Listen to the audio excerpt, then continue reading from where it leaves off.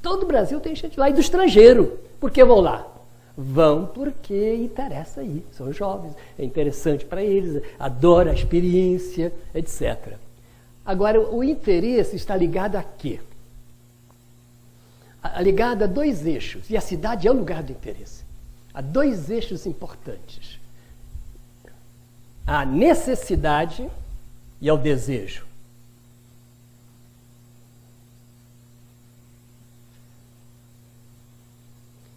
Então eu diria que a cidade é o lugar que amplia as necessidades e abre espaço aos desejos. Essa é a definição que eu vou dar de cidade para vocês agora. A cidade amplia as necessidades,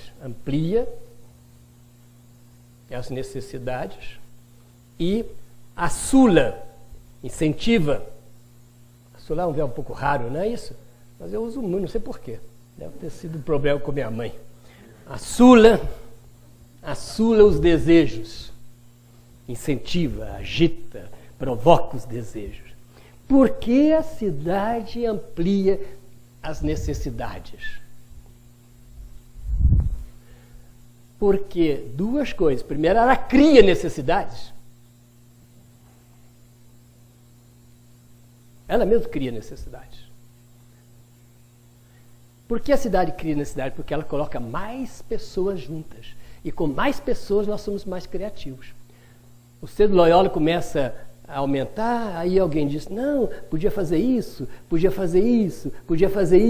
a gente está sentindo falta disso, o Dom Aloysio vem poucas vezes, então precisamos arranjar uma outra missa, arranjar um outro cônego para celebrar a missa para a gente.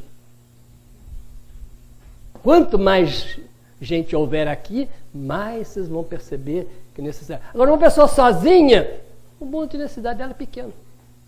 Duas já aumenta, três, agora 3 milhões, 4 milhões, 7 milhões de habitantes, eles geram uma quantidade imensa de necessidades. Necessidade de saúde, de educação, de trânsito e de salário melhor, daí vem as greves, tudo são necessidades. Isso não existiria numa cidade pequena. Agora, mais que necessidade ainda, é desejo. E aqui nós entramos hoje numa cultura fantástica. Para bem e para mal. Todas as realidades são ambíguas. Também essa é ambígua.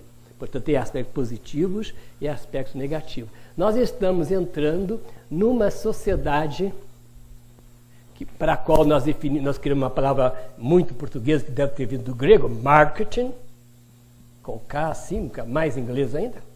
Uma sociedade marcada pelo marketing. E o marketing é, por excelência, criador de desejos. Ele vive para isso. As pessoas que estudam, elas fazem psicologia, estudam a psicologia do povo. Quando uma firma americana vem ao Brasil, mesmo que ela chegue e aterrissa não, ela faz estudos da psicologia desse povo, dessa cidade, até do bairro. Vão lá ver como é que o pessoal do Planalto, como é que é o mineiro, se ele é desconfiado, como é o carioca, como é o baiano. Baiano ele bota um espaço bem apertadinho. Quanto mais gente num espaço apertadinho, melhor. Mineiro já está um pouquinho mais discreto, deve aumentar o espaço, o mineiro não gosta de ficar muito perto demais, não. Então ela vai estudando psicologia. Então a psicologia está em função de despertar os desejos. E esses dois comandam o interesse da cidade.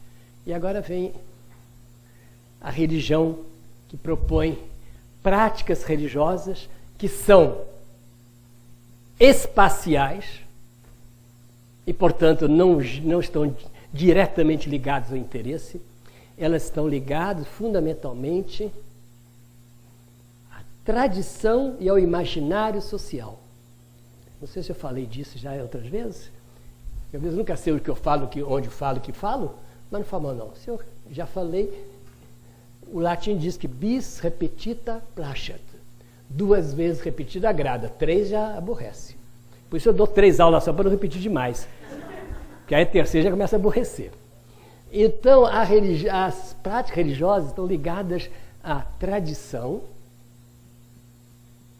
estão ligadas a uma categoria que eu gostei muito, que eu aprendi de um francês, que é grego, mas vive em Paris, Castoriadis, que é imaginário. Gosto muito dessa categoria. Imaginário social ou imaginário coletivo, como quiser. Uma dicasinha metodológica. As categorias filosóficas, psicológicas, elas só valem se elas iluminam a realidade. Não adianta a palavra, não adianta nada.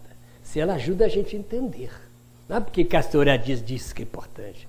Se ele disse e isso ilumina, então eu vou tentar mostrar com essas duas categorias, tradição e imaginário, como as formas religiosas se vinculam ao espaço e se transmitem.